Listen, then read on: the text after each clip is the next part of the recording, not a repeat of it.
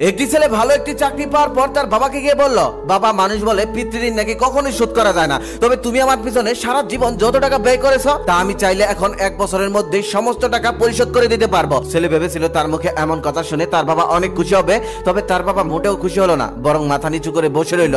কিছুক্ষণ পর তার বাবা বলতেছে, বাবা, তোকে একটা গল্প শোনাই, শুনবি? ছেলেটি তখন মাথা নাড়িয়ে গল্প শোনার জন্য সম্মতি জানালেন। তখন তার বাবা বলতে লাগলো, জানিস, তোর বয়স যখন 4 বছর ছিল তখন আমার বেতন ছিল মাত্র 1500 টাকা। সেই 1500 টাকা দিয়ে আমি সংসার চালাতাম, অনেক কষ্টে সংসার চালিয়েছি, তবুও কখনোই কাউকে বুঝতে দেয়নি। তোকে যেদিন প্রথম প্রাইমারি স্কুলে ভর্তি করে দিলাম সেদিন রাতে তোর মা আর আমি সারা রাত ঘুমাইনি। আমরা চিন্তা করেছি আজ থেকে ছেলের লেখাপড়ার জন্য আমরা কি কি জিনিস স্যাক্রিফাইস করব। সে বছর ঈদে তোর মাকেও একটা কাপড় কিনে দিতে পারিনি, তবুও তার কোনো অভিযোগ ছিল না। সে সবসময় বলতো আমার ছেলে একদিন মানুষের মতো মানুষ হবে, আমার সমস্ত ইচ্ছে সেদিন পূরণ করে দেবে। কিন্তু দেখ, তার এই স্যাক্রিফাইসে তুই মানুষের মতো মানুষ হলি, কিন্তু সেই হতভাগীটা আজকের এই দিনটা দেখে যেতে পারলো না। একবার তোর মা অনেক অসুস্থ হয়ে পড়েছিল, সে বছর প্রতি মাসে তোর মায়ের জন্য অনেক টাকার ওষুধ লাগতো।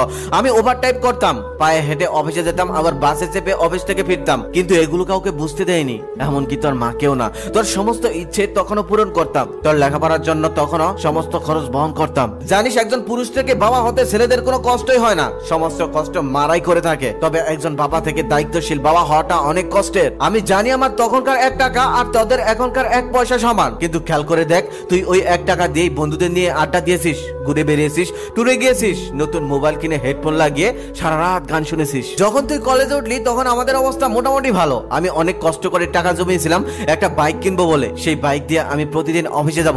আমি অনেক স্বপ্ন দেখেছিলাম, আমি অনেক টাকাও জমিয়ে ফেলেছিলাম, সামান্য কিছু টাকা বাকি ছিল। শোরুমে গিয়ে আমার পছন্দের বাইকটাও দেখে এসেছিলাম। সেদিন রাতে আমি স্বপ্নও দেখেছিলাম আমি বাইক চালিয়ে অফিসে যাচ্ছি, কিন্তু তারপরের দিন সকালে তুই বায়না ধরলি তোকে নাকি একটা ল্যাপটপ কিনে দিতে হবে। কি করবো বাবা, আমি তো তোর কষ্ট সহ্য করতে পারি না, তাই আমার স্বপ্নটাকে সেদিন বুকের মধ্যে চাপা দিয়ে আমি তোকে ল্যাপটপ কিনে দিয়েছিলাম। তারপর আমার আর বাইক কেনা হয়নি, বাইকে চড়ে অফিসে যাওয়ার স্বপ্ন আর কখনো পূরণ হয়নি, তবুও মনে কষ্ট ছিল না, কারণ তোর স্বপ্নটা তো পূরণ করেছিলাম। আজকে তুই আমাকে সেই টাকা ফিরিয়ে দিয়ে পিতৃঋণ।